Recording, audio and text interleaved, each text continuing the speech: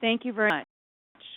My name is Bonnie O'Day, and I am a senior researcher here at Mathematica, and it is wonderful to see all of you having braved the 98-degree weather outside to attend our 15th Center for Studying Disability Policy Forum.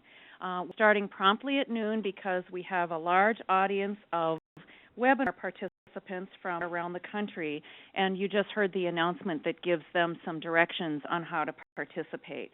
So I think everybody's taken their seats quickly, and please be as quiet as you can, but enjoy the lunch that we've provided for you.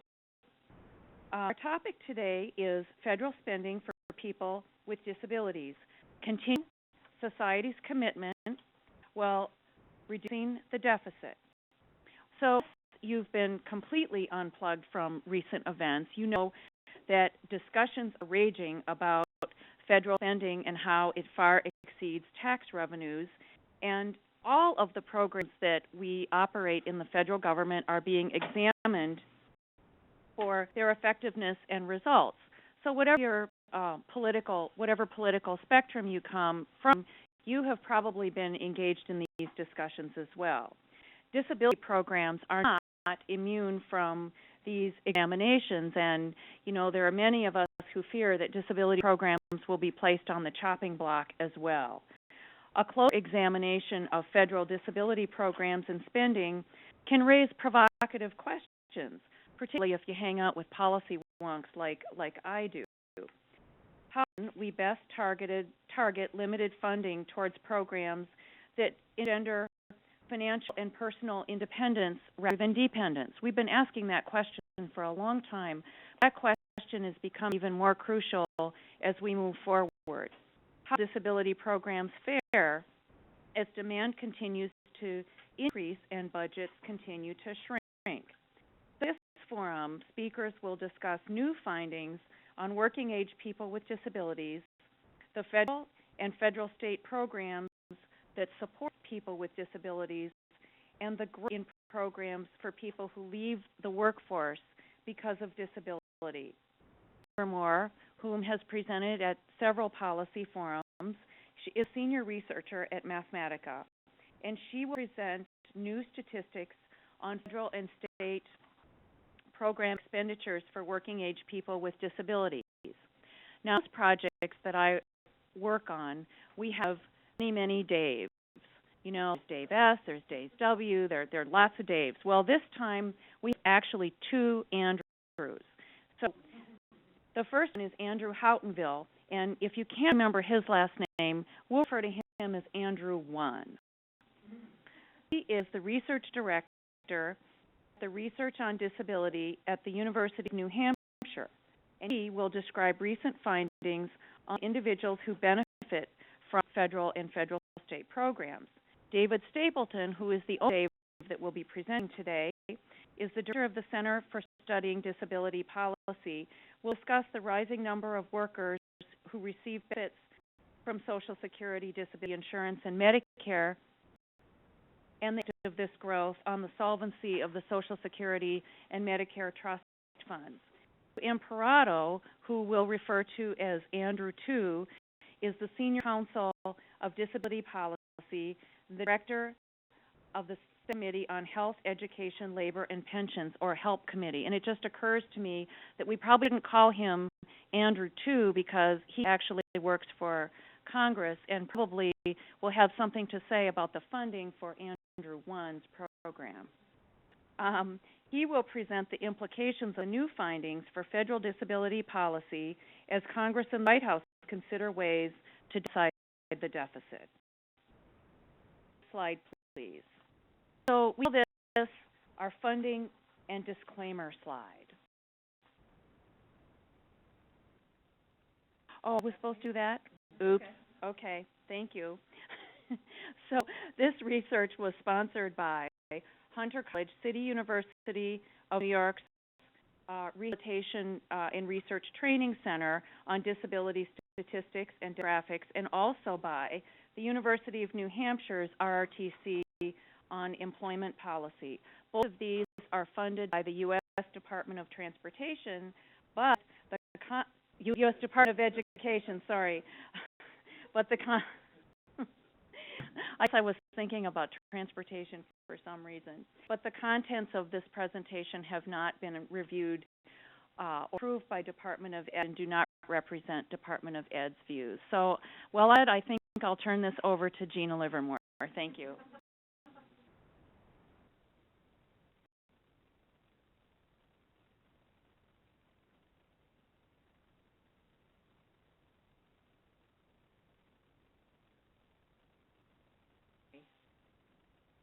Dave mentioned that Andrew is the director of the UNH-ROTC, and O'Neill, who's sitting with us today, is the director of the Hunter ROTC. Okay, I'm going to talk about federal expenditures for working age people with disabilities in fiscal year 2008. And my co-authors on this paper were Noah O'Toole and Dave Stapleton. And the project was funded by the ROTC at Hunter College. Our purpose here was to estimate total amount spent by federal programs on working age people with disabilities in fiscal year 2008, and to compare those estimates to estimates that were developed previously for fiscal year 2002 under a previous study conducted by Stapleton and Goodman, which was published in 2007, and to look at low growth components of the expenditure over time. And I think pretty much summed up the motivation for this study in part. Significant amount of public expenditures that support this large and growing population, and it's partly hidden because it's spread over lots and lots of programs. We look at 63 programs just for the working age people with disabilities alone in this study. So hidden, and putting it down and documenting it and really showing growth and amounts over time in one place is interesting, and it provides insights about the focus of federal support for this population, and also gives you some sense of how vulnerable these programs might be to the deficit reduction efforts. So we hated the methods used in the previous study in order to facilitate comparisons of the numbers over time. And that methodology excluded expenditures for administrative activities, programs that don't provide direct services to people with disabilities, Native American programs except for voc rehab, programs that we simply couldn't find information for, we didn't include or find enough, and programs and services that would be provided in the absence of disability, with few exceptions. We did include safety net programs such as food stamps and housing assistance programs that are used by a high proportion, or for what disabilities represent a fairly high proportion of participants in those programs. And in total, there were 63 federal programs included in estimates. I'm not presenting any of the state estimates today, but those are in the paper. And just one other thing to note, there's no standard definition of disability used. It's really by what the program, that the programs that we included count as people with disabilities for eligibility purposes, or based on the studies that were used to estimate expenditures, and typically that's based on self-reported disabilities from surveys. So, getting right to the numbers, I guess first look at the line, which is the bottom line, was $357 billion spent in fiscal year 2008 on working age people with disabilities ages 18 to 64. And the largest share of that was made up with income maintenance programs and health care programs. Each of those were approximately 170 billion, or 48% of the expenditures. 48% income maintenance, 47% for health care. And all other programs were really small percentage of expenditures.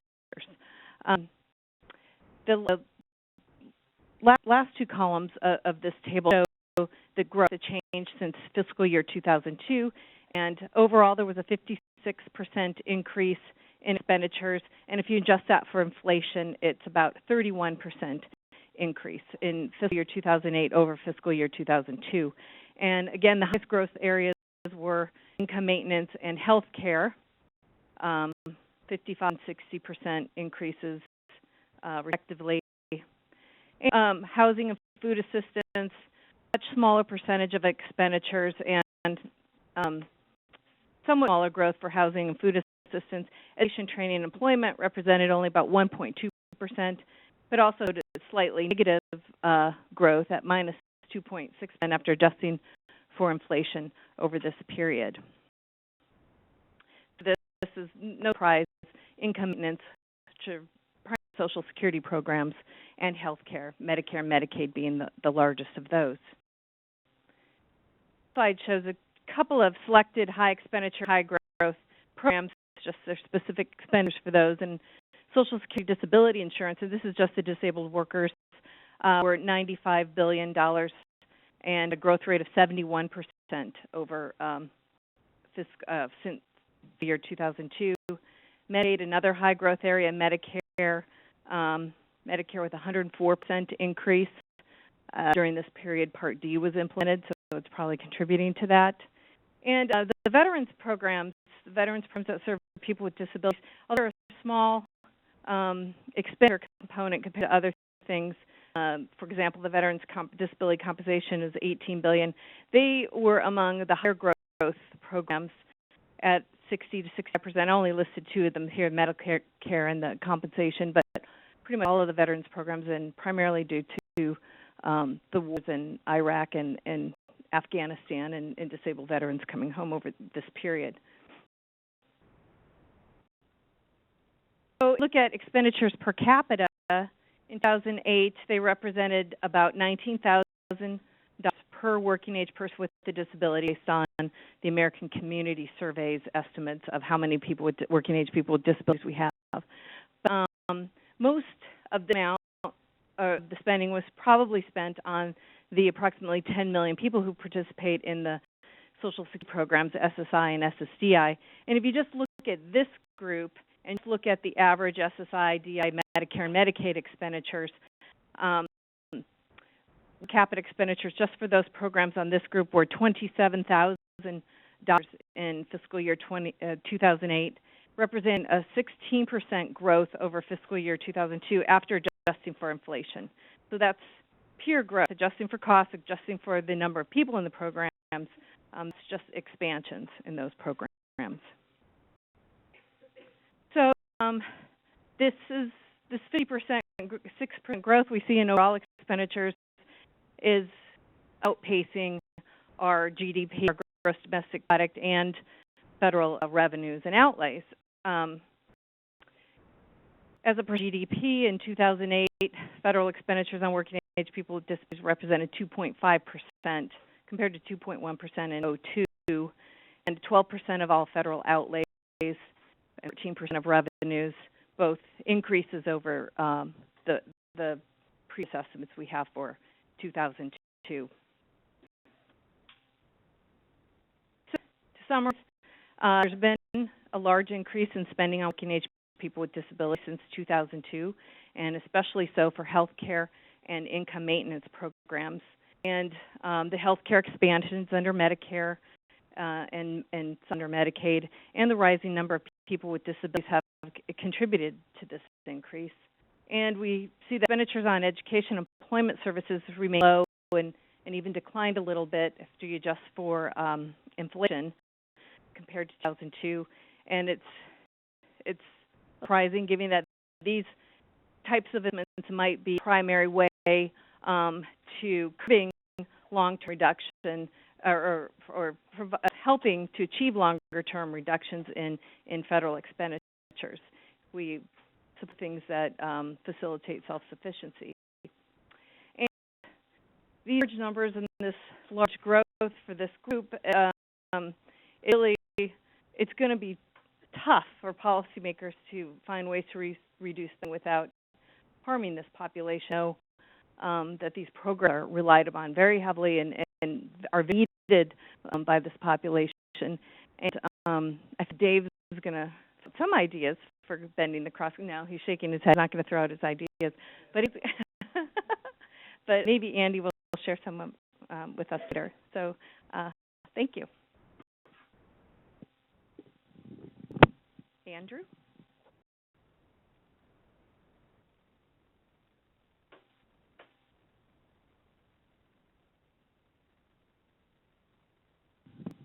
that I don't speak loud enough, so I have to hold the mic. Can you hear me back? Okay? Okay. And as a webinar, people can hear me okay. We tested that out earlier. Thank you for the introduction, Bonnie, and thank you for your presentation, Gina. Thank you for having me down here at Mathematica. I'd like to acknowledge this work. Today I'll talk a little bit about the safety net programs and the participation of people with disabilities in those programs.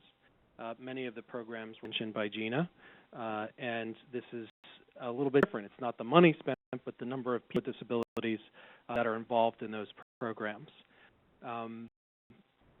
That's my co-author, Deborah Brucker, at the University of New Hampshire. And I'd like to acknowledge NIDER, and Phil B. is in the room. Where are you, Phil? Phil over here. NIDER support this research wouldn't be available, and I think it strikes to NIDER's position as an institute, a research institute, to look across programs and not have a vested interest in any specific one program. So this is kind of cross-programmatic research that NIDER is well positioned to do. All right. The purpose of the presentation is to explore the participation of disabilities within safety net programs. We have another paper we're working on that will look at the participation of people with disabilities in employment services, and we're going to connect the two papers over the summer. The work is sponsored by the Employment Policy and Measurement RTC out of the University of New Hampshire, funded by NIDER. There are two cuts of the data. One is to look at program composition. So what percentage of safety net program participants, so the people participating in the program, what percentage report having a disability, and we're going to restrict ourselves to the working age population. We're going to take a second cut at the data, looking at kind of participation differences. So look at a program, if you look at a population, what percentage of that population, if you look at the population with disabilities, what percentage of people with disabilities are participating in the program versus people without disabilities. So the FED is looking at the composition of people in the program. And the second set is looking at participation differences across people with and without disabilities. It's different. You're actually just changing the denominator. Some of the programs we're looking at are workers' compensation, Social Security disability insurance, supplemental security income, temporary assistance for needy families, TANF, unemployment insurance, income benefits for veterans, nutrition assistance programs, SNAP, really it's what we always call food stamps, public housing, rent subsidies, energy assistance, which got a lot of play with recent cuts in terms of media, and health insurance programs. Note that we're, in some sense, making a similar distinction that Gina alluded to earlier with safety net programs versus programs that provide direct services, perhaps to maintain or improve employment outcomes. In terms of methods, we're using data from the most recent current population survey annual demographic supplement, which is fielded in March. It asks about income in the prior year, so a lot of this information is reporting whether people received income benefits or not prior calendar year. So you can think about these numbers as being from 2009. Well, these are all self-reported things. These are, most of the information, almost all of the information that Dave and Gina have been sending in their papers about expenditures come from administrative reports from the agencies. This information comes from survey responses. The benefit of survey responses is that program-level administrative data does not always distinguish between people with and without disabilities on specific programs. And when do, there's not a certitude that they're actually identifying a meaningful population with disabilities. So administrative data, especially non-disability-related programs, you're limited in your ability to identify people with disabilities receiving benefits. Surveys provide perhaps the best method for examining participation across multiple programs. There's a growing effort to link administrative data across programs for this purpose, but I think that's a growing one. The bit of using survey is that you can capture many different programs. And the current population survey, the survey of income program participation are perhaps the two most noted ones for collecting program information. All right, so we're going to focus on individuals 25 to 61. We typically make that cut so that we'll get people towards, they've finished the stage time of life and they're nearing retirement, so they're not reaching the early retirement age. So we typically restrict our working age population to that. We only have information on civilians. The current population survey does not survey people living in institutional group quarters. We use 7 questions out of the current population survey program to identify the population with disabilities. Unlike this program where there's no one definition, we have a consistent definition across. You use the programmatics definition where we're using more self-reported information from the survey. All right, and I'll go through the questions. We look at program, as I mentioned earlier, we take 2 approaches. One is to look at the program, and the other is to look at the population. In the current population survey March supplement, there's a work disability question, a work limitation question, which is basically the paraphrase. Do you have a condition that limits the kind of amount of work you can do? Or health problem that limits the kind of amount of work you can do. And recently they've added 6 questions to a part of the current population survey, the basic monthly survey, as that's part of the current population survey. And let me just go through these super quick. I've gotten really good at reading these fast, although for a card transcriber it might be more difficult. Is the person deaf, or does he or she have a serious difficulty hearing? Is the person blind, or does he or she have serious difficulty seeing even when wearing glasses? Because of a physical, mental, and emotional health emotional condition, does this person have any serious difficulty concentrating, remembering, or making decisions? Does this person have serious difficulty walking or climbing stairs? Does this person have difficulty dressing or bathing? Because of a physical, mental, or emotional condition, does this person have difficulty doing errands alone, such as visiting the doctor's office or shopping? So these questions, there's a lot of research around these questions, which I won't go into. But these questions are being incorporated in many different, the last 6 are being incorporated in many different surveys across the federal government. So, I think I just said that. So civilian age population. So the population ages 25 to 61 is roughly 152 million, 17.5 million of which report one of these 7 disabilities that were mentioned in the previous slide. Disabilities provide lower populations. If we looked at just the work limitation question, we only about a prevalence rate of 8% as opposed to the full questions where we got 11.75%. If we just looked at the 6-question sequence we'd get about 7.9% prevalence rate.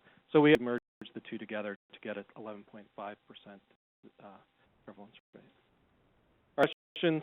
First one, as I talked about earlier, the first one I'll address is the program composition. What percentage of safety net program participants are of working age are people with disabilities? All right, here's our first. So looking at income assistance programs, work compensation, 50.9% of people reported receiving workers' compensation payments also reported one of the 7 disabilities, one or more of the 7 disabilities. SSDI, Disabled Workers Program, not surprisingly, 92.4% of the program participants reporting one of the 7 disabilities. In terms of SSI, blind and disabled, 92%. It's not surprising that those programs, I'm actually surprised workers' compensation doesn't have a higher percentage. We're looking at that into a little more detail. In terms of TANF, temporary assistance to needy families, 34.2% report having a disability. So if you're thinking about programs being cut back, you get a sense that people with disabilities are going to be impacted by any reductions in such programs. All right. In some sense, reflective of the poverty rate. The poverty rate of people with disabilities is around 34% also. So it's very close. Unemployment insurance. So unemployment insurance, 9.4% of people who reported receiving uninsurance income over the period of 2009 were having a disability. So almost 10% reported having a disability. This is pretty low, and perhaps conducive of the fact that many people with disabilities are removed from the labor force, are outside the labor force, involved in work at a high rate, and the difference in employment is a subject of other policy forums. And so not too many of the 11 million people participating in unemployment program reported having a disability. In terms of income disability, 54.1% reported one of the 7 disabilities. It's pretty low, but perhaps there are some disabilities that are not captured in those 7 questions that are reflected in of veterans receiving income, disability-related income.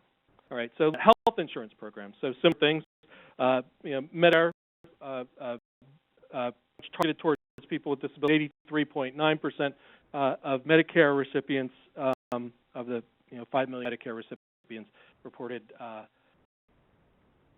disability. Medicaid, 42.4%. So as you think about states and counties and federal government talking about changes in Medicaid, think about 42.4% of the participants being people with disabilities.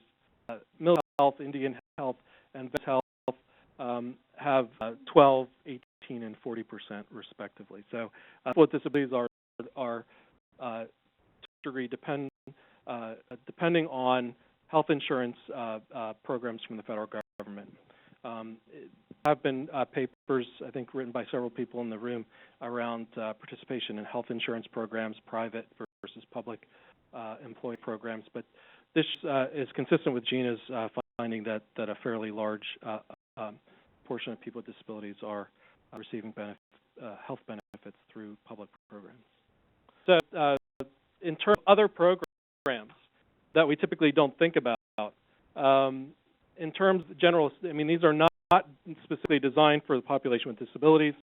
For food stamps, SNAP, you have 31.4%, housing, almost 3% reported a disability. Rent subsidies, again, almost about 40% of people receiving rent subsidies, and about 40% receiving energy assistance. I wish I had this number back when the media was paying a great deal of attention to energy assistance programs being cut back. So roughly 40%. And this is just of the working age population. Energy assistance, we'll give some statistics for the overall population, including people over age 61. And these numbers are dramatically higher. All right. In terms of looking at differences in participation between people with and without disabilities in these programs, I always get, because changing the denominator of these slides, it always takes me a little bit of time to make the conversion over. So, population without disabilities, 0.3% of the population without disabilities participated in workers' compensation. 2.7%, so a larger percentage, not surprisingly, of the population with disabilities participated in the program. In terms of DSSI, the same thing. You see a much larger share of people with disabilities participating in these programs, suggesting that they're getting the right people in terms of at least self-reported disability. All right. TANF, there's a much larger percentage, about 0.5% of the population without disabilities participated in TANF, and almost 2% of the population with disabilities participated in TANF. The opposite is true for unemployment insurance. 7.5% of the population without disabilities, and this is during the recession, so this is 2009. 7.5% received income from the unemployment insurance program, and 6% of the population with disabilities. This is in part related to the difference in employment among the two populations.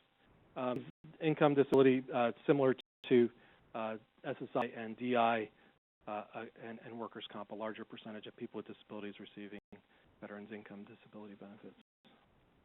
Medicaid and Medicare, very much the same thing.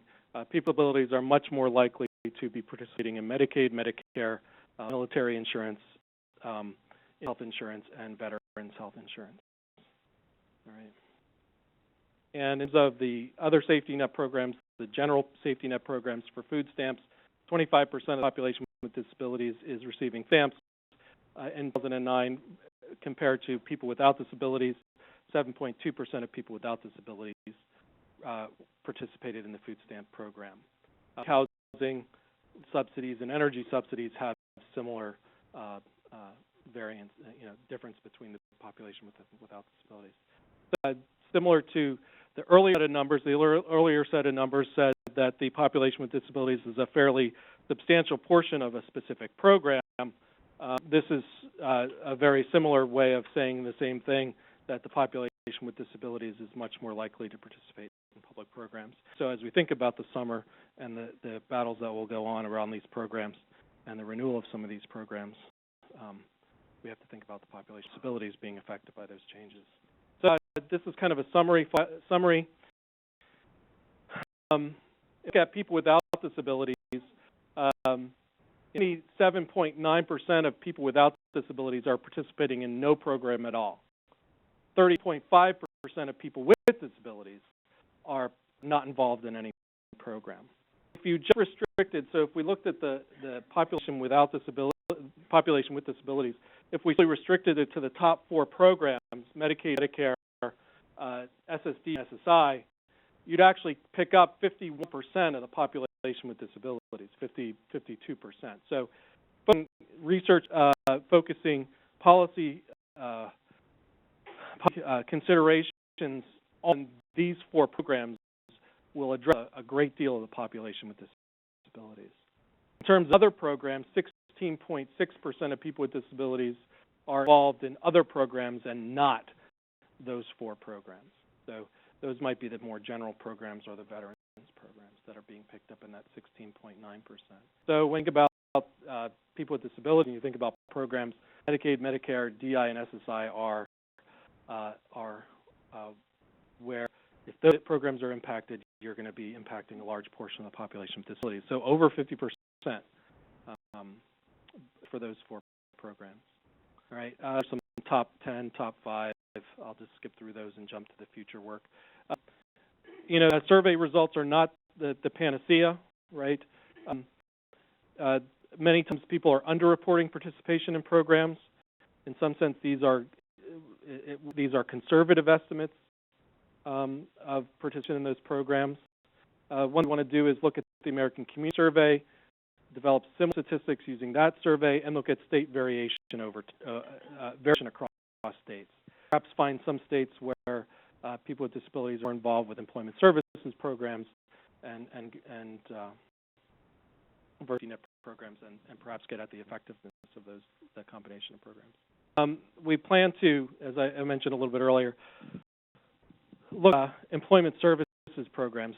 For a few of the CPS, they ask questions of low-income individuals about participation in subsidized training programs, job clubs, and different types of employment services.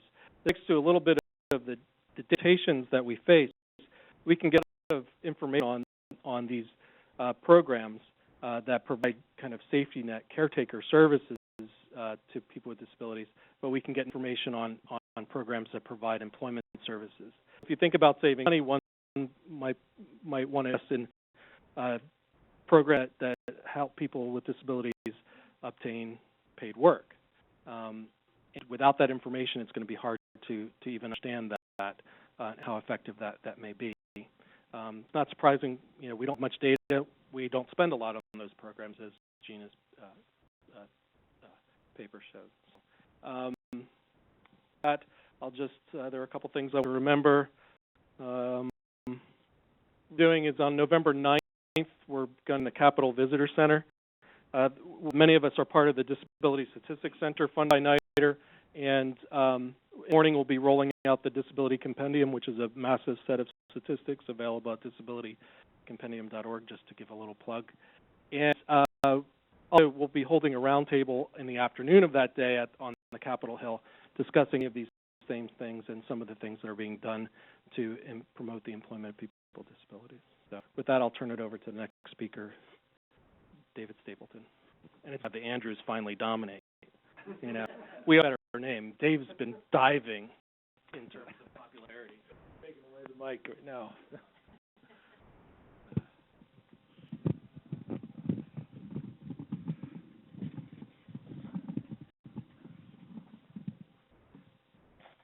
In the back? Good.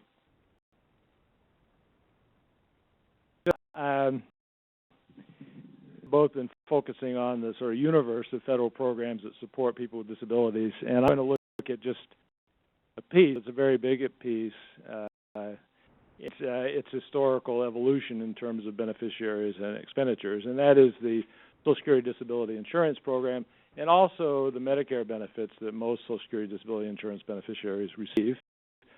And this is prompted by the fact that both the actuaries and the congressional budgets are projecting that the trust fund that pays for the SSDI benefits is going to be insolvent in about 6 or 7 years, and also the trust fund for health insurance benefits under Medicare is going to be insolvent in maybe 10 to 15 years. Less agreement on that, but that's not very far away. So I'll talk a little bit about the program first of all, and then look at the numbers from the actuaries about the trust funds, and look at historical growth in the number of beneficiaries on the programs, and also growth in expenditures on the programs. I want to take a look at the trends in employment of people with disabilities and of their relative household incomes, and see how that seems to coincide with what's going on with the disability programs. And then briefly talk about the policy dilemma that I think Congress is facing as it comes to in the next few years with what's happening with the Social Security Disability Insurance Trust Fund. And maybe Andy will get up here and solve that dilemma for us. So, SSDI is, of course, part of the Social Security program. It is social insurance. It's intended to partially replace earnings for people who are unable to continue to work. Eligibility for the program requires that the individual have a sufficient earnings history in covered employment, which is almost all employment now, and also that the individual be unable to engage in what we call substantial gainful activity for at least 12 months until death because of a medically determinable condition. The SGA standard is ability to earn at least $1,000 a month for non-blind beneficiaries, and it's a little high for blind beneficiaries. There's a month waiting period for the program, so once you're unable to engage in SGA, you've got to wait 4 or 5 months before you're entitled to benefits. SSDI beneficiaries are eligible for Medicare after 24 months on SSDI, which is 29 months after the first month of being unable to engage in SGA. And people with very low incomes and fee sources who are on SSDI may also qualify for supplemental security income, Medicaid, and a range of in-kind benefit programs that the others have talked about, such as the food stamp benefits and transportation programs, housing, and various others. SSDI is financed by payroll taxes, what they're called payroll taxes. These are really formal social insurance premiums under the Insurance Contributions Act. I guess that's what FICA stands for. Half of the tax is paid by employers, and the other half is paid by the employee. The piece that goes to the SSDI program is 1.8% of your earnings, right? That's half by the employer, half by the employee. That's out of the 12.4% total that goes to the combination of SSDI and all the Social Security programs. So it's a majority of the payroll tax for Social Security. Then, of course, also Medicare payroll tax, which amounts to another 2.9% of your earnings, and that's used to fund the benefits of everybody, including those SSDI beneficiaries who are eligible. Pay taxes for DI are paid into something called the SSDI Trust Fund, and benefits get paid out from the SSDI Trust Fund. So this slide shows the actuaries' latest projections of the dates in which all the major trust funds will be have zero balance. They'll be exhausted. The SSDI Trust Fund, this is from the trustees' reports that were released in, I guess, this month. The SSDI Trust Fund is supposed to be exhausted in 2018. Of course, according to actuaries, CBO puts it at 2017. The age and survivors insurance, so the rest of Social Security, has longer. It's supposed to be exhausted in 2038. But if you put the two together, which people often do, that date of exhaustion comes earlier, 2036. So that tells you right away that, well, one way to resolve the problem with the SSDI trust fund is to move money from the OASI trust fund, this portion, SSDI. And if we do that, the combined, we can last until 2036. And we'll look at that idea later on. And then there's the Medicare Hospital Insurance Trust Fund, which is the other big trust fund. And the trustees are saying that's going to be exhausted in 2024. Actually, CBO puts the date for that one at 2021. So that's 21. It's just 10 years away. So behind the exhaustion, I mean, at one time, these programs were funded at a level that policymakers believed would be sustaining, that they wouldn't run out of money in the foreseeable future. But that just hasn't turned out to be so. And there are various reasons why growth in expenditures have been higher, and I'm focused on just one of those reasons in my talk. It is the growth in the number of beneficiaries. So this slide shows you the growth in the number of SSDI beneficiaries starting from 1970 all the way through to 2010. And what you can see is there were, in 1970, there were about 1.6 million people on the rolls, and they grew really rapidly up through 1977, when the number reached about 2.8 million. But it's kind of plateaued, and there was a period in there where the administration was trying to do various things to try to tighten up on eligibility. And then the 1980 amendments to the Social Security Act, which formally tightened up on eligibility.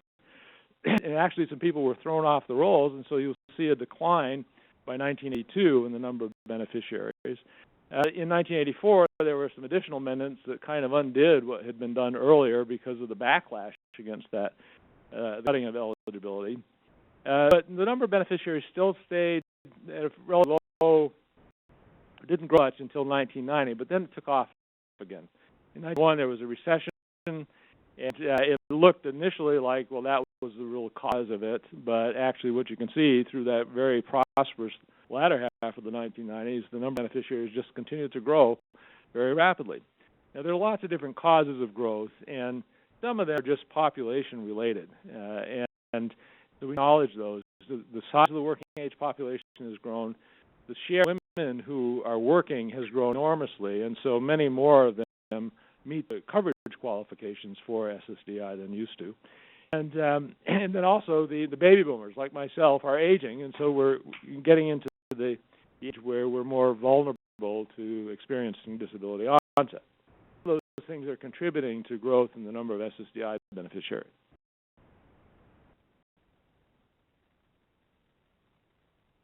So my slide, though, shows you an additional line which depicts what growth over this period would have been if the only factors that were causing it.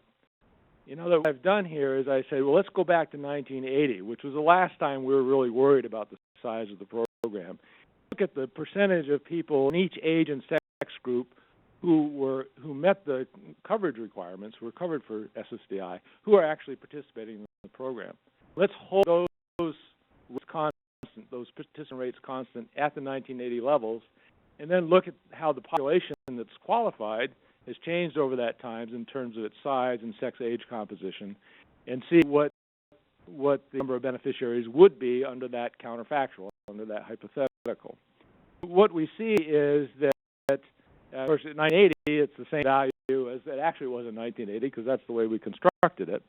But after 1980, there was quite a lot of growth over this period, but not nearly as rapidly as the growth we see after 1990 in the actual numbers. In fact, in the very last year, whereas the actual number of beneficiaries is about 7.8 million, the number that would be projected using the 1980 rates is 2.2 million lower. So that's a huge difference, right?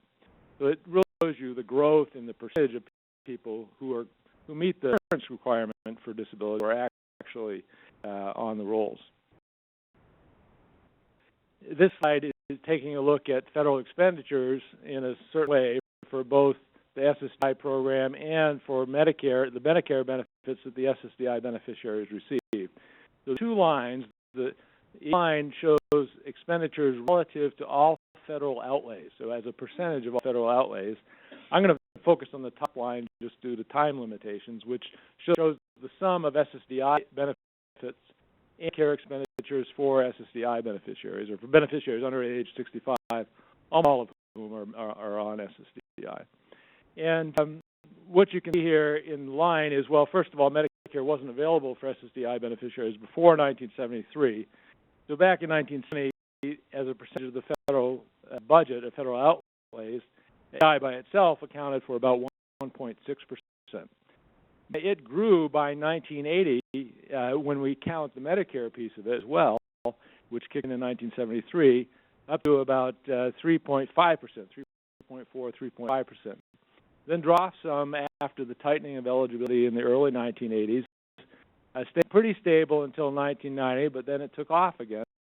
And by 2009, which is the last year for which we had the Medicare data, the total is about 5.1% of all federal outlays.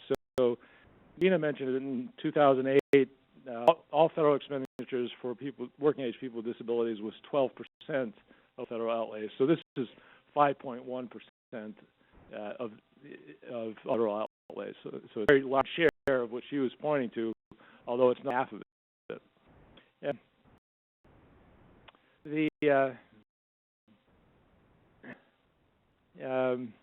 but it has grown to be a very large share of all federal expenditures. This is the point.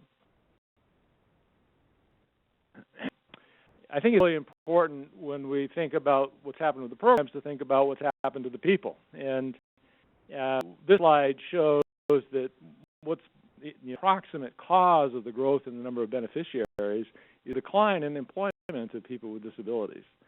We don't know exactly why the employment rate has declined for people with disabilities, but this shows that there's been a very substantial decline in the employment rate for people with disabilities relative to that for those without disabilities, particularly starting from the late 1980s.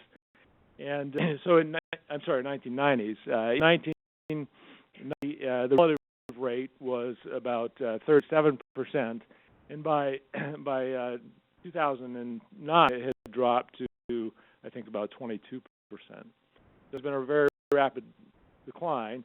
And adding another line to this slide for the relative household income of working age people with disabilities versus those without disabilities, we see that has also declined quite substantially from about 63% maybe in 1982 for those relative to those without disabilities, down to about 52, 53% in 2009.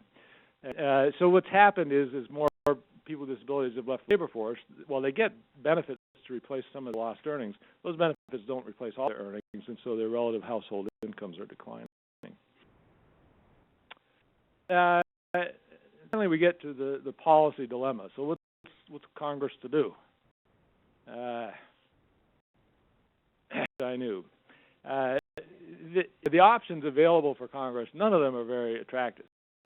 I put them into two buckets. One is do something to just fix the financing. Leave the program like it is, just fix the financing in some way.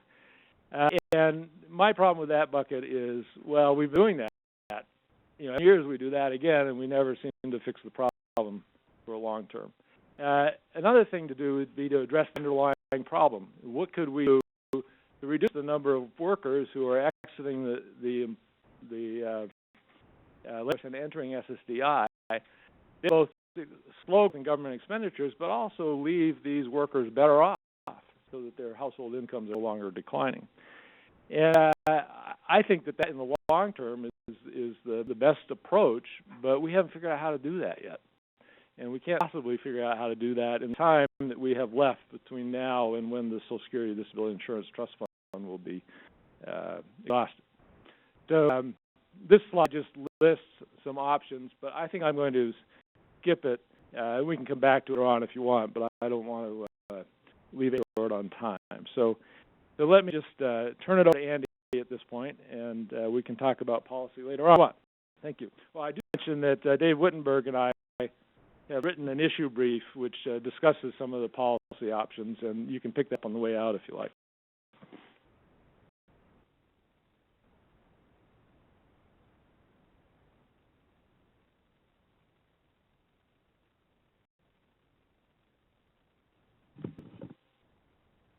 Thanks, David. Can the folks hear me okay? So I want to thank the folks at Mathematica and all the presenters for, some pretty compelling data. I'm not going to solve every problem that's been described in my three minutes or less. But let me just say, I'm here as the Disability Policy Director for the HELP Committee, the Senate Committee on Health, Education, Labor, and Pension, chaired by Senator Harkin from Iowa, and for folks in the room and probably some of the folks who are following us on the phone online, participate in a summit that the Senator hosted in September of last year. It was really intended last year, which was a significant year, being the 20th anniversary of the ADA and the 30th anniversary of the special education law, to really bring together some leaders in the disability community to have a serious conversation about why aren't better employment outcomes for people with disabilities 20 years after the ADA, and what can we do, and particularly what can Senator Harkin do now that he's chairing the committee that Senator Kennedy had chaired for many years, and chairing the appropriations subcommittee that funds the Department of Education, Department of Labor, Department of Health and Human Services, and Social Security, which is kind of an unusual double. And I think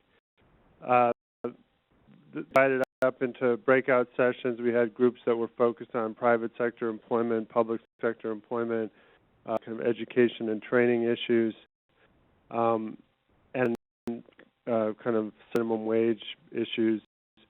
And from my perspective, what we came out of with that was two sets of strategies to try to address employment. One is what we would call supply-side strategies. What can we do to help folks with disabilities get the skills that they need and the infrastructure around them that they need to be successful in the workplace and to have sustainable careers. And the other was demand side. What can we do in the policy arena to create incentives for employers to affirmatively want to hire, retain, and promote people with disabilities? And I think in this administration, you're seeing more attention on the demand side than we've probably seen in a long time. If you find the President's executive order that he signed on the ADA anniversary, where he called for the federal government to hire 100,000 new federal workers with disabilities by 2015, with the work that's been done at the Office of Federal Contract Compliance program under the direction of Patricia, to really beef up the enforcement of the Prevention and the Rehabilitation Act that requires federal contractors to do affirmative action in hiring, retaining, and promoting people with disabilities. Federal contractors represent about 22% of the labor force in the United States. Those two things together have the potential to create a lot more demand on the employer side for talent and a greater desire to retain folks who acquire disabilities after have an onset after they're working. I think the presentations that we've heard really are focused on where are we spending our money, as a federal government, and what is the message that we're conveying by where we're spending our money. And I think one of our challenges, and some of this is a jurisdictional challenge for the committee, because these biggest programs that we're talked about are all under the jurisdiction of the Finance Committee, not the HELP Committee. But I think one of our big challenges is programs, the four largest programs, SSI, SSDI, Medicaid, Medicare, were designed at a time when we had lower expectations for people with disabilities. So the definition of disability in the Social Security Act, which dates back to 1956, reflects 1956 thinking about what a person with a significant disability needs, cash assistance is. It's the best way to determine that. So the definition talks about physical or mental impairment that's going to last at least 12 months or result in death, and that's going to prevent somebody from engaging in substantial gainful activity. And I think, the disability movement is based on a philosophy that people with very significant disabilities can engage in substantial gainful activity with the right supports around them. And the presentations that we heard are really about what supports are we putting around people with disabilities today, and are those the right supports to maximize participation in the labor force. And I would argue, and I think Sir Harkin certainly understands, that the programs aren't working. They're not delivering the employment outcomes that we would like to see. Senator Harkin is focused on this primarily from the perspective of deficit reduction. I think he's got some concern about the way that debate is being framed right now, and he feels like we are, and he's given some very strong speeches on this on the Senate floor. We're a very wealthy country that is not broke, but we've got some serious problems in terms of where we're spending our money, how we've prioritized, and these are things that we need to address. But we shouldn't start with the assumption that we're broke, and there's a direct correlation between our financial situation and the situation in Greece and other economies around the world that have gotten attention recently. It's a debate that's going on, as boss Bobby Silverstein would say, that's above my grade, but that's going on in the background. I think, from a disability standpoint, one of the lessons for me serving on the Ticket to Work and Work Incentives Advisory Panel is that there's so much we can do post-entitlement. If we're not going to change the definition that people have to prove in order to show that they're eligible for SSI and SSDI and Medicare alongside, it's going to be difficult in the context of a work incentive program post-entitlement to change a lot of these trend lines dramatically, because from our perspective, and certainly the experience with the ticket, a recent example of this, it's very hard for somebody after they've spent a lot of time and energy proving to the federal government that they can't work, and in their mind that's what they're proving when they apply for benefits. Very hard for them to turn around and take advantage of a ticket or some other work incentive and go and find a job. I had a memo for the Senate recently trying to give him some options of things that we could do or look at. Focus more on what we could do pre-entitlement. So what could we do after the onset of a disability while somebody's still working that would keep them connected to the workforce? And what could we do for young people who have, childhood onset or lifelong disabilities to create an alternative path that does not involve, SI receipt as the thing that happens after you graduate from high school, or in some cases, the thing that continues as you leave high school.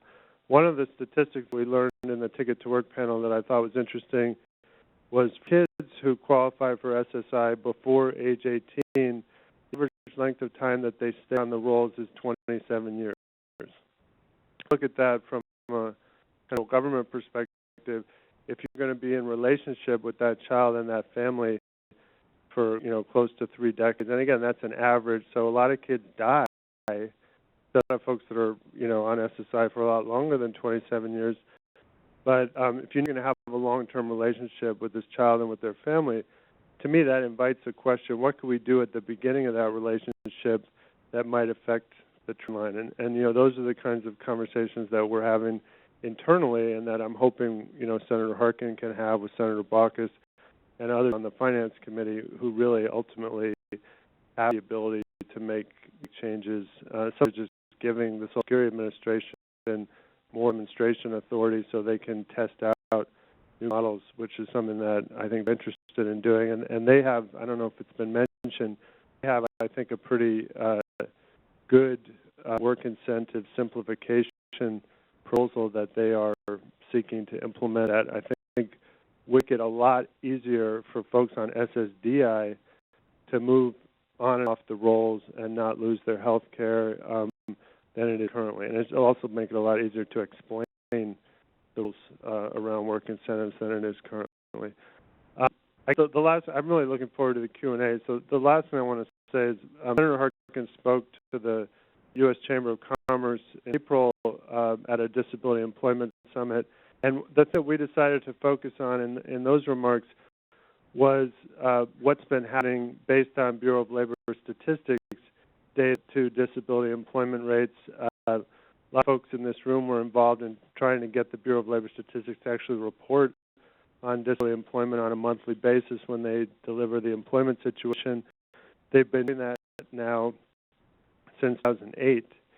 So we looked at March, the number for March of 2011, and compared with the March numbers that we had.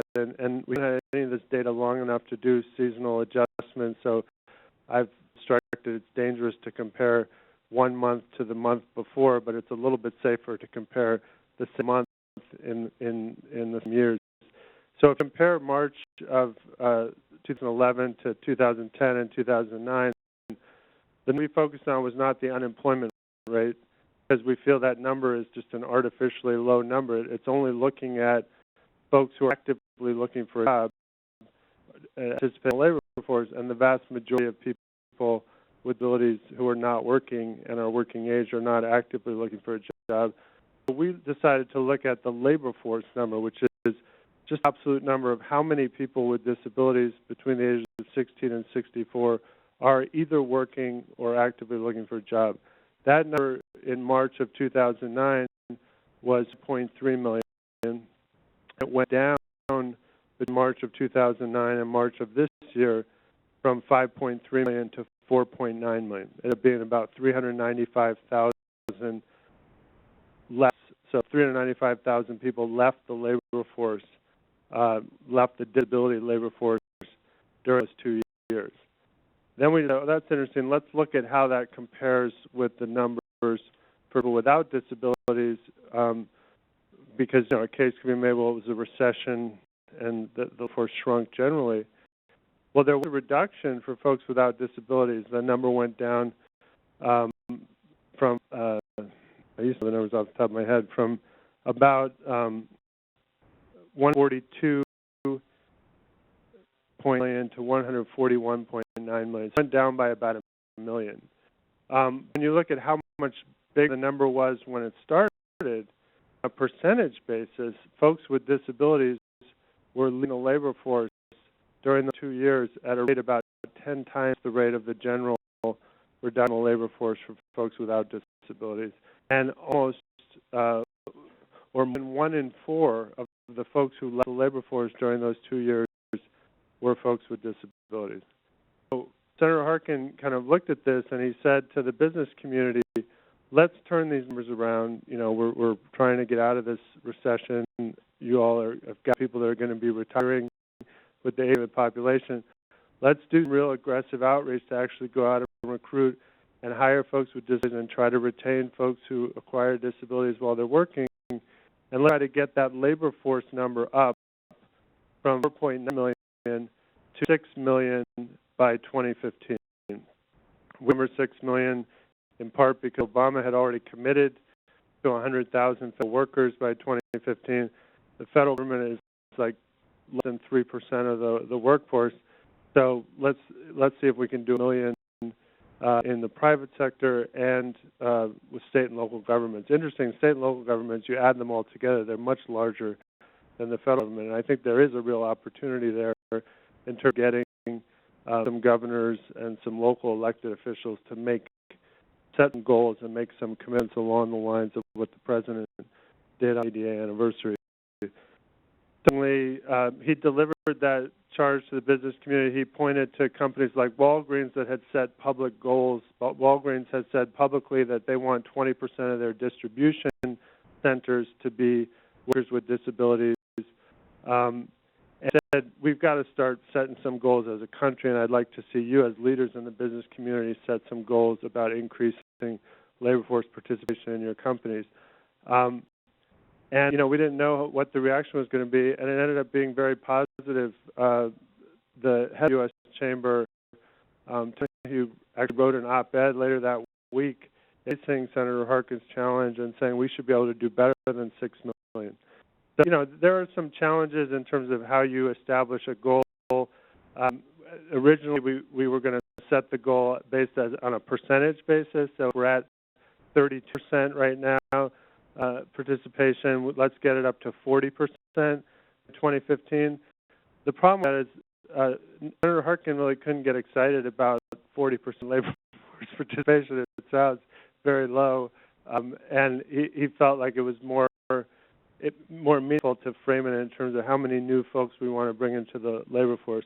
So if you start with the Bureau of Labor Statistics, they explain that it's safer to set goals on percentages rather than absolute numbers because there's a lot of factors, like you just get increase in overall number of people with disabilities between the ages of 16 and 64, and that may help you hit that goal. So I get that this is not a perfect process that we followed, but the good news is the folks in the business community understood the goal and embraced it, and I'm hopeful that he's going to be speaking to the Financial Services Roundtable later this month and having a lot of one-on-ones with leaders from the business community, hoping that this can be a phenomenon as we move into this third decade of the ADA, that companies actually start counting how many workers with disabilities they have, and they start setting goals, and they start building partnerships with entities that can help them identify talent and talent with disabilities to the labor force and help them provide services and supports around folks who acquire disabilities while they're working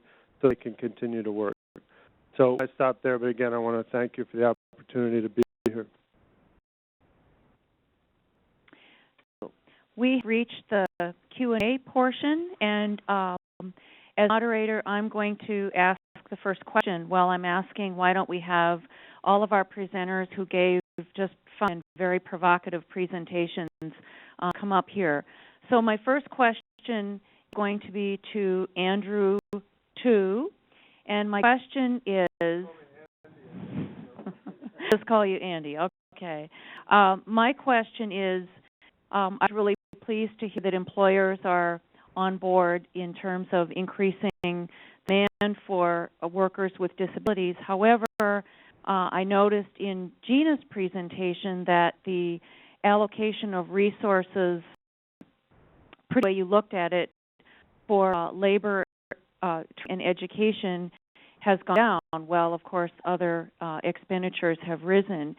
When a person acquires a disability, often they do need to leave the labor force at least for a time to get some additional education and training so that they can adapt to their situation. And I'm wondering what options do you see for increasing the funds, or at least the percentage of funds as compared to the entire disability expenditure for education and training as opposed to just entitlements? Yeah, that's a good question, and part of the reason that we're setting goals for 2015 is recognize that if we're going to really make a difference around disability and employment, that's not a short-term thing, it's a long-term thing. So I'm going to say in the short term, Bonnie, mine's working up there for 6 months. This is my second tour with Senator Harkin, but the political climate has changed a lot since 1993 when I worked up there before. It's very difficult in this political environment to talk about new funding period, new progress period. There's a mood, and it's not limited to the Republican caucus, but there's a mood in this Congress to consolidate, to shrink, to eliminate. There's a lot of mood to expand. And as you appreciate, Bonnie, that gets frustrating when we're talking about trying to change what's happening for people with disabilities in the labor force, because if we do nothing, the trends that everybody talked about just continue, and there's a new money that's being spent, but it's being spent through old paradigms of the best ways to spend it. I think our office is interested in having that conversation. I'm optimistic that we're going to make a lot of progress on that conversation in this session of this Congress, although we are trying to reauthorize the Workforce Investment Act and the Elementary and Secondary Education Act, and there are some proactive efforts to modernize and improve existing programs and services. But as we can lay the foundation in this Congress and this presidential election cycle to the country to have a more serious conversation about how do we deal with the institutional bias in Medicaid, how do we deal with some of these anachronisms of old thinking so that we're ready for this generation of folks with disabilities, including a lot of folks with autism, a lot of folks with brain injuries who need services and supports around them that do not exist to the degree that they need to. Okay, we have Claire in the back. Claire, could you raise your hand, please? That is going to be reading a microphone, and we also have Allison Roche, who will read some of the questions coming from our off-site webinar participants. So, Claire, do we have any questions back? We have one right here. Okay. Hi, my name is Nancy Connors, and I'd like to hear a little more from the people who created the studies about their statistics and their models could be used to further amplify this, what I see as a huge difference between the people who grew up with a disability pre-adolescent and the people who acquire a disability post-adolescence. I'll just do that because adolescence is a time when we individuate, rebel from our parents, seek or do not seek for education. And so I was just using that sort of as an arbitrary thing. Both of times would be employment, but back in the day, 1979, when I worked on this issue, I looked at it as civil rights for disabled people and was shocked to find the insurance industry thinking of disability, the biggest disability as being low back pain. So I know that there's a huge difference, and I'd like to see how it can be teased out of your data. They've been asked to paraphrase the questions, and the question is, how can we look at data for individuals who were born with their disability or who acquire it pre-adolescence versus those who acquire disability later in their life? Who will take that? And Andrew, one question? Because the information on that is actually limited. Closer. Okay. Information. Well, we bring that in futures. There's a survey, the Survey of Income and Program Participation, which collects onset information for a set of conditions. It's to do these things at times because there's pretty small samples. That's a lot of times. Yeah. So the prevalence of disability at early ages is lower than the prevalence at older ages. I mean, the issue you're raising, but looking at individuals as they progress through various transition stages is critical. And I think Andy, you alluded to, or maybe it was you, Dave, that alluded to, making a commitment to individuals. What kind of signals are we sending them? Andy didn't say such provocative things. So yeah, I mean, I think it's a matter of time before we get a chance to do that. Maybe in a couple years, a year or two, we get to that once we're finished this work.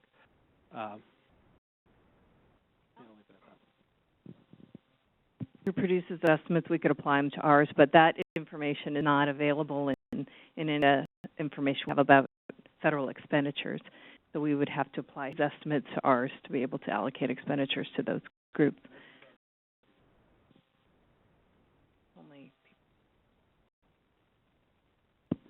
I'm trying Gina to say something else, but without success. So we conduct a survey of all SSI and DI beneficiaries, working age beneficiaries, and that survey, I think we do have some information about child versus adult onset of disability. So just apply to beneficiaries, but as Andrew's statistics show you, that's over half of the disability, working age disability population. Yeah, just to finish up, I mean, if you guys expand your study, Gina, you could look at expenditures with regard to special education and other programs for non-working age individuals. I keep trying to keep these guys talking amongst themselves, but without success. Okay, Claire, are there other questions? Yes, this is Joanne Schneider, George Washington University. I'm going to start out with a comment for Andrew, I guess, and then a sort of general question, two-part question for the group. Andrew, I suspect one of the reasons the unemployment figures are low are partly because people with disabilities are underemployed in jobs that would not qualify them for unemployment insurance, or self-employed, in which case they're completely out of luck anyway. And I'm wondering if there's a way to capture that somehow. Don't know. So the comment I have here is I am moving from a long history of working in workforce and welfare and all of that into focusing more specifically on disability, although I know disability up close and personal as well. And one of the things that didn't surprise me, but I'd love to hear more of an explanation, is, David, that huge line increase in who the population was. I'd love to hear a little bit more about why that is. I presume some of it's the shift of a welfare population, but there must be other things. I was thrilled to hear that there's been all of this congressional work on employment and support and so on. And what I want to ask and suggest is what's the research out there that's looking currently at the effectiveness of those supports, not just the technical stuff, but the attitude and all of the other stuff. And, you know, one of the things that I keep seeing when I start looking at unemployment and underemployment is, and in fact I'm doing an analysis of some data on unemployment now, and it looks like the people who left and are having a hard time getting work are just people who are older and people who are different, okay, in any form, which would include people with disabilities. So I'm wondering, you know, what you think needs to be done in the way of enforcement of ADA. Did you create that environment of support and so on? And what research needs to be done? I can't keep track of more than 3 questions. Okay. And the first question had to do with more accurately capturing unemployment data to capture self-employment and people who were underemployed.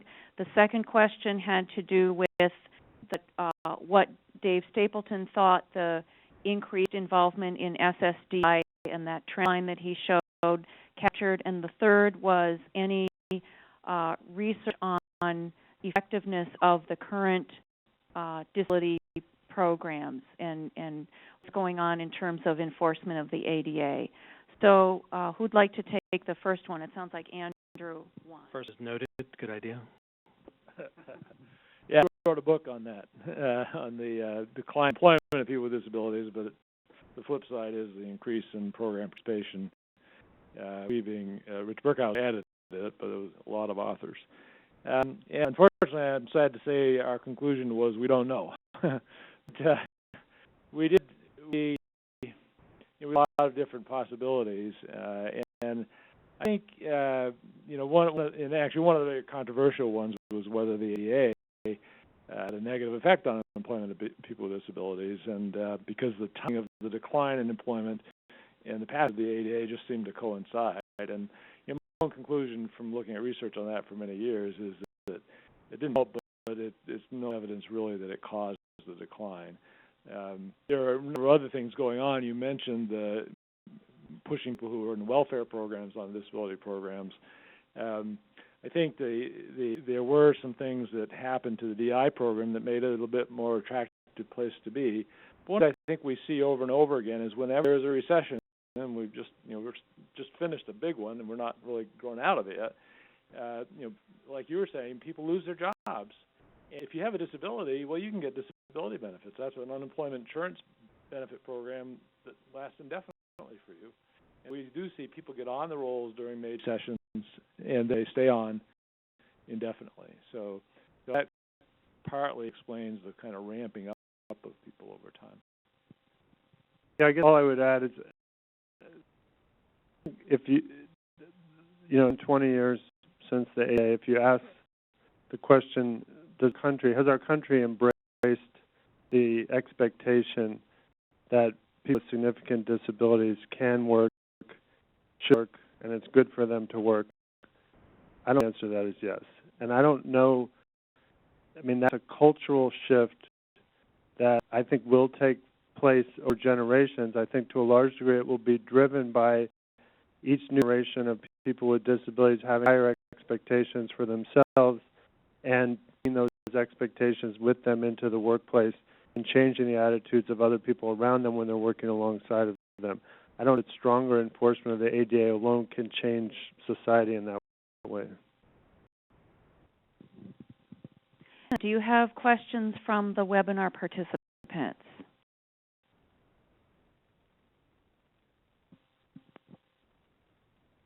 Potential savings as well as an improvement in services to be obtained by reducing or consolidating the 63 different programs to half or one-fourth, etc.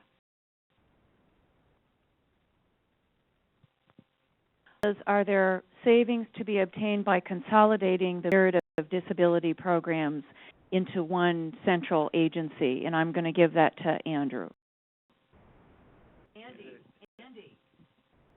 Well, that is being asked a lot in the Congress, mostly by Republicans, although not exclusively. To me, that can become a distraction because I feel like there aren't 67 big programs. The programs that are focused on this population are Social Security, disability insurance, supplementary income, Medicaid, and Medicare. In terms of expenditures, probably the next big one would be IDEA and funding for special education. And then a huge drop-off. Get down to the level of vocational rehabilitation, $4 billion a year compared to, hundreds of billions in these other programs. So we spend time doing that, and there were probably some efficiencies that could be gained, but I don't think it's going to solve any of the fundamental problems in terms of how our bigger programs have been designed. I add to that, Bonnie. I think there are sort of two fundamental problems with disability policy. One is just a whole set of incentives that are counterproductive, and we've talked about some of those today.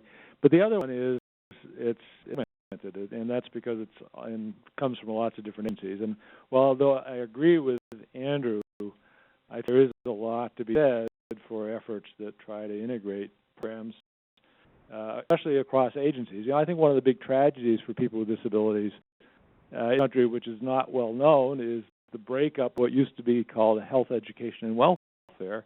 The disability programs, the health programs, and the education programs, and the benefit programs, which was Social Security was a part of it at the time, were all under one secretary, and now they're all in separate agencies. Coordination between those agencies has been historically, since they're split up, very, very poor. How many of us in this audience are old enough to remember HEW?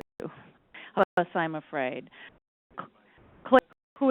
Claire, who is probably not one of those who remembers that. Are there other questions in the back? Are there in the back? Yes? Okay. I have a question for Andy, I think. But thinking back to welfare reform and the political for it and the build-up towards it, do you think we're headed in the near or long-term future for some sort of disability overhaul reform, something that might impose time limits or something like that? I understand that the welfare population and the disability population are very different, but there is significant overlap. But do you think that there's any that we'd be headed in that direction? This caller wants to know if we're headed for a disability program reform that is similar to the welfare reform that we saw in the 1990s with requirements for work and other constricting policies on who can get benefits. It's dangerous to happen in a volatile political environment. Presidential election will have an impact on the answer to that and other things. But my expectation is that timing disability benefits probably won't be the first thing gets tried. I think there's going to be a desire. We're seeing it a little bit around the children's SSI program right now. I think there'll be a desire to weed out the truly disabled from the non-truly disabled, and that's been a theme that has gone out, for centuries in terms of how we do disability benefits. I also think there will be a desire to give states more flexibility to block grant. If you look at the Ryan budget and some of what he's proposing for Medicare, we usually see similar proposals around some of the disability programs. So, but I guess my hope is that as people are proposing alternatives, it creates an opportunity for us to say, all of these programs were designed a while ago, let's talk about a program design. And to me, the positive of welfare reform was that states innovated, did stuff out, and then the federal government acted. And there was a lot of money spent on research around the welfare population that helped lay the foundation for welfare reform. People can agree or disagree about whether welfare reform was successful. All of that stuff that happened before welfare reform passed in 1996 happened around the disability program, and it certainly hasn't happened on the same scale. One of the things that came out of welfare reform was for consent, closer, is earned income tax credit. And one of the policy options that's always kind of raised at various times is a disability-related earned income tax credit, where the expectation would be to work. Of course, it would still have the same who's eligible, how do you determine that? Is it a 0-1 disability or no disability versus a rating scale? But that's always an option that's brought up, and that those kinds of policies end up being a little sometimes easier because they're on the tax code, and it's a little cheaper to write regs on that. Isn't that we have an issue brief about here? Okay, let's take one more webinar question and one more question from the audience.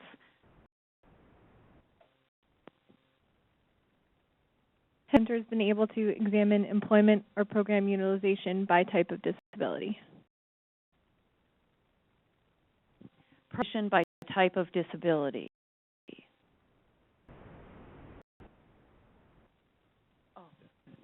I think that's one of the next. So we may have to switch to the community survey to get larger samples, and to the survey of income and program participation to get more meaningful populations by disability type. But that'll be to come. Claire, questions in the back? Those are any. Okay. Well, how about one more webinar question, or are we done? Is restricted for safety net programs. In what ways could we help ensure that potential harm to persons with disabilities and other vulnerable populations is minimized? Okay, minimizing harm to vulnerable populations if disability programs are cut.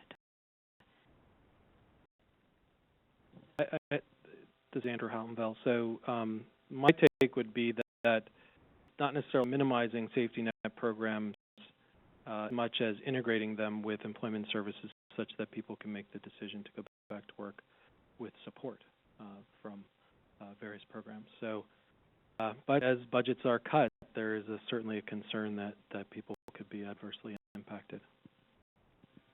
So it relates back to my policy dilemma at the end of my talk, and glad I had a chance to talk about it some more.